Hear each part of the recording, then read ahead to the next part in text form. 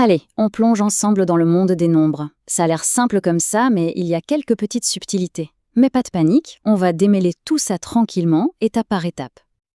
Tiens, pour commencer, une petite question qui a l'air toute bête. Entre 4,2 et 4,18, c'est lequel le plus grand?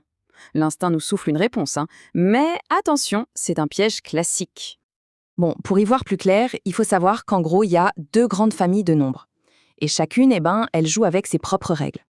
Alors, d'un côté, on a les nombres entiers. Facile, ce sont ceux qui sont bien propres, sans virgule. Et de l'autre, on a les nombres décimaux. Eux, ils ont cette fameuse virgule qui vient nous donner un peu plus de détails. C'est vraiment la première chose à bien retenir. Les nombres entiers, c'est simple. Ce sont ceux qu'on utilise tous les jours pour compter des trucs complets. Genre 5 chaises, 27 livres. On parle pas de bouts de chaises, non. Ce sont des unités, des vraies, des entières. Maintenant, les décimaux, eux, ils aiment la précision. Ils ont une partie entière, donc ce qui est avant la virgule comme les autres, mais ils ont aussi cette fameuse partie décimale, juste après. C'est elle qui nous dit « Attention, il y a un petit morceau en plus ». Ok, maintenant, pour que tout ça devienne super clair, on va visualiser. Le meilleur outil pour comprendre comment les nombres s'organisent entre eux, c'est de les mettre sur une sorte de carte. Et cette carte, ça s'appelle la droite numérique. Le principe de base, il est tout simple. Chaque nombre, qu'il ait une virgule ou pas, a sa propre adresse, son propre emplacement unique sur cette ligne. Impossible d'en avoir deux au même endroit. Alors, si on commence par placer les nombres entiers, c'est un peu comme si on posait des grandes bornes sur une route, bien espacées. Le 1, le 2, le 3, ce sont nos points de repère principaux. Impossible de se tromper. Mais là où ça devient vraiment intéressant, c'est dans tout l'espace qu'il y a entre ces bornes. Ça a l'air vide comme ça, mais en fait, il s'y passe plein de choses. Allez, on zoome un coup pour voir ça. Et voilà le travail. Entre le 2 et le 3, par exemple, on découvre tout un univers. 2,1, 2,2, 2,3, et ainsi de suite. Ce sont eux les nombres décimaux. Ils viennent remplir tous ces trous et rendre notre carte des nombres super précise. Bon, super.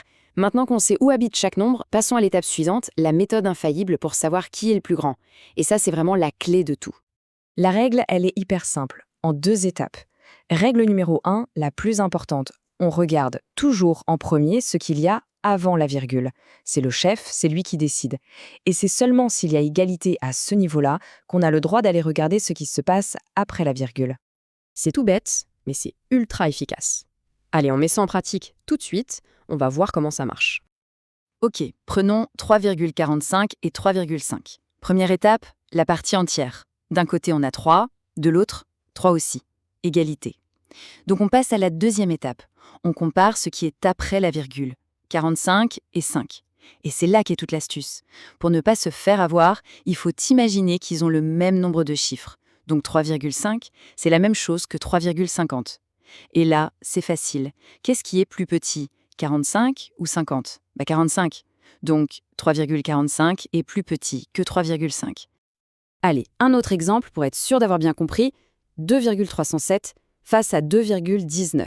On regarde avant la virgule 2 et 2. Match nul, on passe donc à ce qui est après. 307 contre 19. On utilise notre petite astuce du zéro magique. 2,19, ça devient 2,190. Et là, plus de doute possible. 307, c'est clairement plus grand que 190. Parfait. Maintenant qu'on sait comparer deux nombres, on est prêt pour le niveau supérieur. Le défi final, ranger toute une liste dans le bon ordre.